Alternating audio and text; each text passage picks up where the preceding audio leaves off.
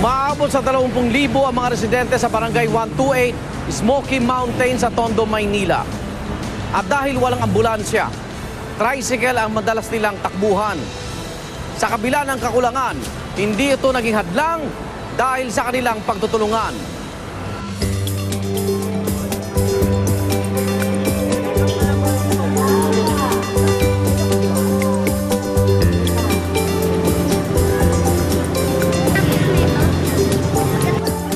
Ang Barangay 128, Zone 10, District of Manila ay tinawag na Paradise Heights. Ito yung pamalit sa dating katawagan na Smoky Mountain. Ang kabuang area natin mahigit kumulang 2,500 families.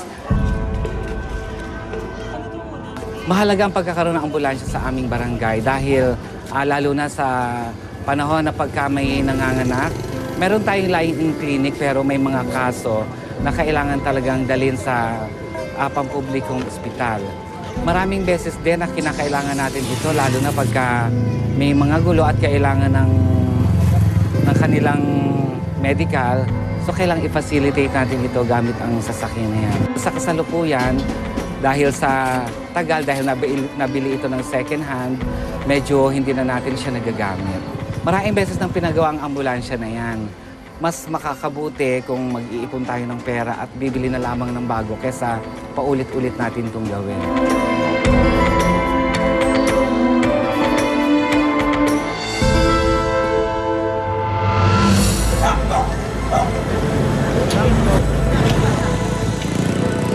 Meron tayong isang pasyente na nangangailangan ng tulong, lalo't higit ang tulong sa sasakyan para madala siya sa tamang institusyon.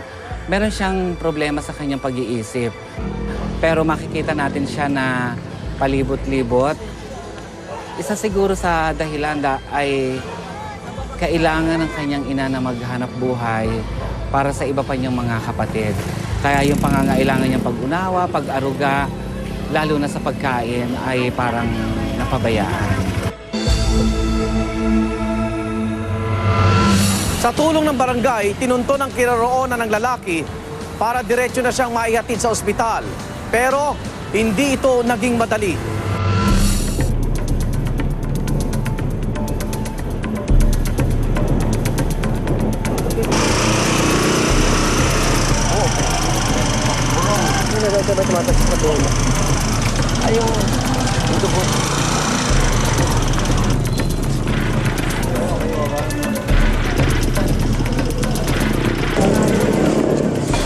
Ano ba nagpunta ate? Nilumakit ko sa pagtaas sa building. Tumakbo siya sa building 17 dito sa aming building. Ngayon, ang ginawa ko, sinarado ko yung kabilang pinto at baka ho makapanakit na. Ngayon, kasama ko yung 2 tanod at saka yung mga residente rito, nahuli ho siya at tinali naman namin at baka manlaban. Iba na ho talaga ang kilos eh. Kung ano-ano na sinasabi.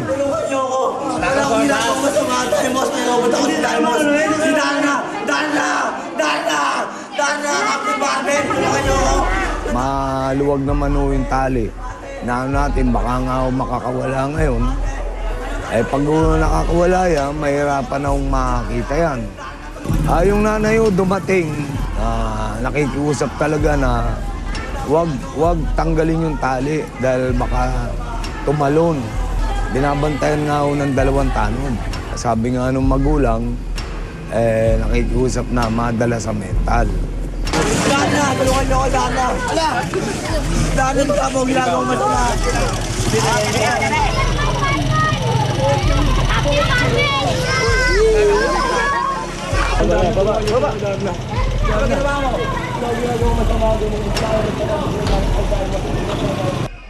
Pagkakauli ho, dinala namin dito sa aming barangay.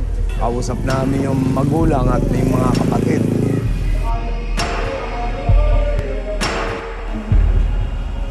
Pakain namin kinikot na pakain doon, pakulong yung babae. Ano nga, 3rd year siya, tapos nagpasok siya ng 4th year, hindi siya nakapagtapos mga ano yun. Pagpasok ng court yan, is nakapagkapag ganyan, sinumpong na sila ngayon. Ano po yan, palakad-lakad, sigan sulat-sulat sa mga dingding, tapos salita ng salita. May mali naman po, ito po yung mali. Mapagaling talaga ho siya.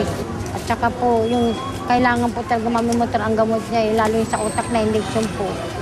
Gamot na resita po na sobrang mahal, di ko rin mabili minsan. Pero yung pang-araw-araw na gamot na bibili ko talaga. Ang alternatibong ginagamit ngayon ng Barangay 128 para tugunan ang mga emergency pangangailangan ay isang sidecar. Dadali natin siya sa isang mental institution. Gagamitin natin ang sasakyan na sidecar.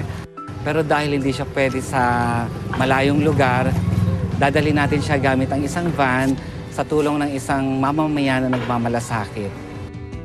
Malaking tulong talaga na sila nagpapasalamat ako sa kanila lahat dyan. Dahil kung walang barangay talagang hirap kami.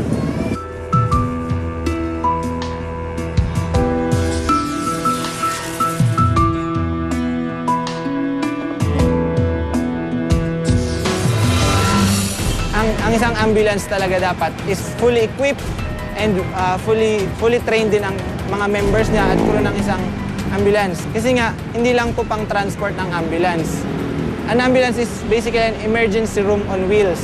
Lahat po ng gamot, lahat po ng swero, lahat po ng mga kailangan ibigay sa pasyente na kailangan niya para mabuhay or makasurvive.